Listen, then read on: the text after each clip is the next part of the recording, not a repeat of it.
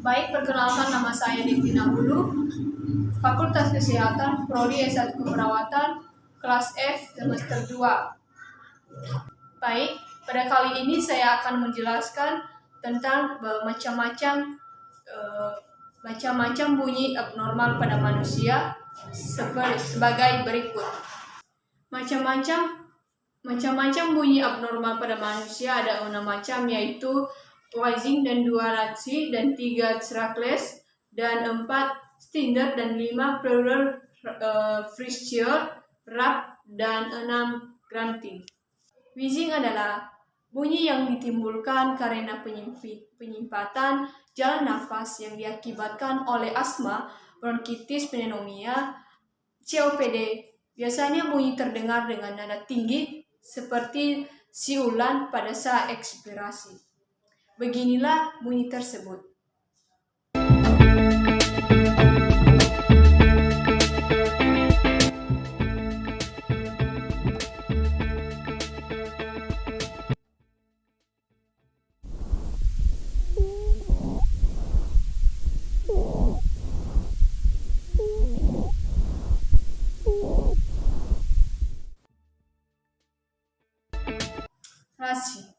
Raci atau biasanya disebut dengan raci kering adalah pada bunyi nafas tambahan bernada rendah yang dihasilkan karena adanya pergeseran mukus atau cairan dengan udara yang lewat.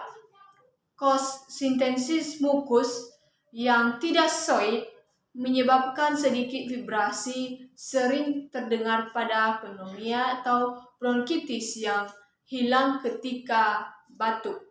Beginilah bunyi tersebut.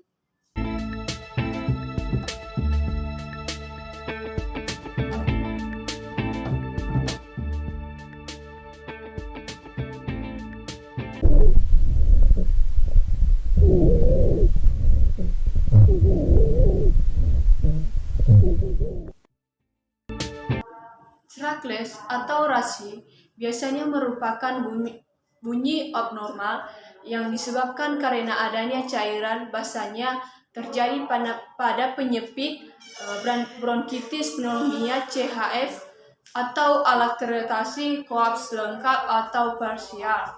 Trackless dibagi menjadi 2, yaitu trackless kasar dan trackless halus.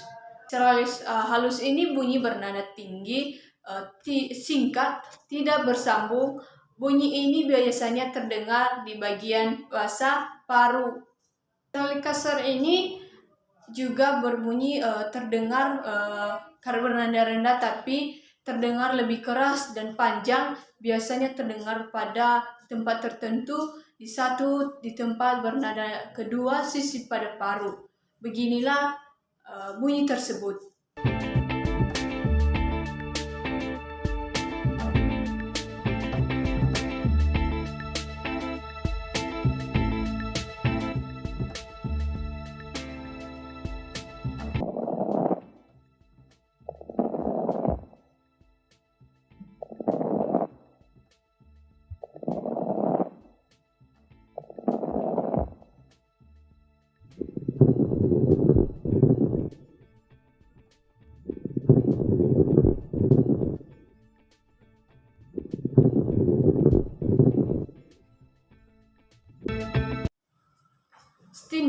Standard adalah bunyi abnormal pada paru yang bernada tinggi, hampir menyerupai wheezing, bass, dan standard ketika didengarkan dengan stetoskop pada tenggorokan, suara terdengar lebih keras.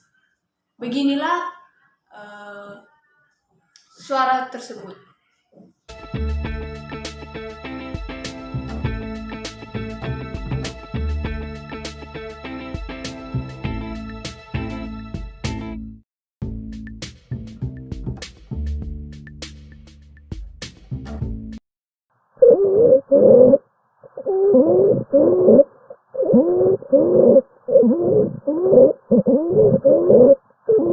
Pleural Frischia rap adalah bunyi gesekan yang terjadi akibat peradangan atau selaput paru. Bunyi gesekan dapat terdengar pada saat inspirasi maupun ekspirasi. Beginilah bunyi tersebut.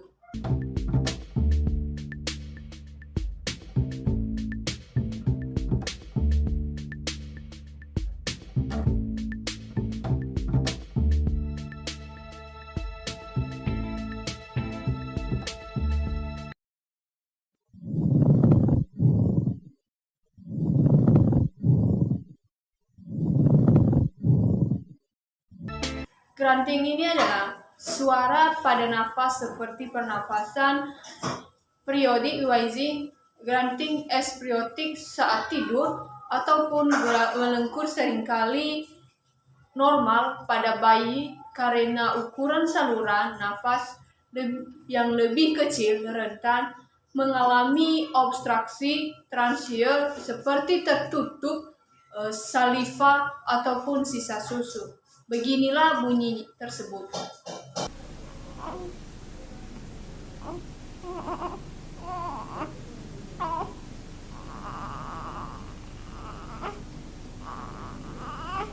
Baik, setelah kita mengetahui bunyi nafas abnormal pada manusia, sekarang kita akan mengetahui denyut nadinya sebagai berikut.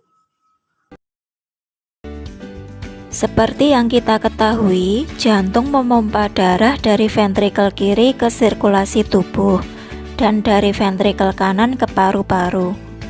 Kontraksi ventrikel inilah yang nantinya menimbulkan gelombang tekanan yang bergerak cepat pada arteri dan dapat dirasakan sebagai denyut nadi.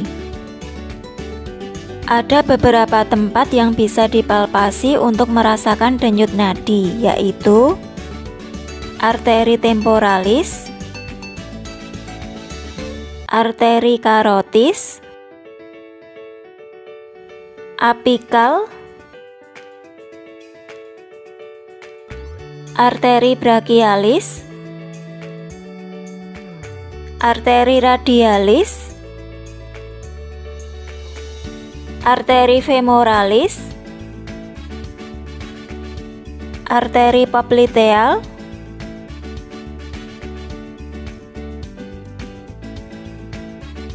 arteri dorsalis pedis, dan arteri tibialis posterior. Arteri radialis merupakan salah satu area yang paling sering dipalpasi untuk menentukan denyut nadi. Kalian bisa merasakan denyutannya di sepanjang tulang radialis, yaitu di pergelangan tangan pada sisi ibu jari. Selama dipalpasi, kita kaji mengenai frekuensi, irama, dan kualitas denyutannya. Frekuensi denyut nadi yang normal pada dewasa yaitu 60-100 kali per menit. Jika kurang dari 60 kali per menit dinamakan bradikardi. Sedangkan jika lebih dari 100 kali per menit disebut takikardi. Untuk irama denyutannya, kita bisa mengkaji apakah denyutannya reguler atau irreguler. Jika irama denyut nadi reguler, pemeriksa bisa menghitung denyut nadi selama 30 detik dan hasilnya dikalikan 2 untuk memperoleh denyut per menitnya. Atau bisa juga menghitung denyutan selama 15 detik lalu dikalikan 4. Namun, apabila denyut nadi pasien irreguler atau tidak teratur, maka harus dihitung penuh selama 1 menit. Sedangkan kualitas denyutan bisa kita rasakan apakah denyutannya kuat atau lemah. Kita juga bisa menggunakan pulse scale untuk mengkajinya. Jika tidak terasa denyutan meski dipalpasi dengan kuat, maka nilainya 0. Nilai +1 jika terdapat steady pulse, yaitu pulsasi atau denyutan sulit teraba dan hilang saat dilakukan penekanan yang sangat ringan. Nilai +2 yaitu weak pulse, di mana denyutannya terasa lebih kuat dibandingkan steady pulse, hilang dengan penekanan yang ringan. Nilai +3 adalah normal pulse, denyutannya mudah diraba dan dengan tekanan yang wajar menjadi hilang. Nilai plus 4 ialah bounding pulse, jika denyutannya kuat dan tidak hilang dengan penekanan yang wajar. Nah, sekarang kita mulai prosedurnya yuk.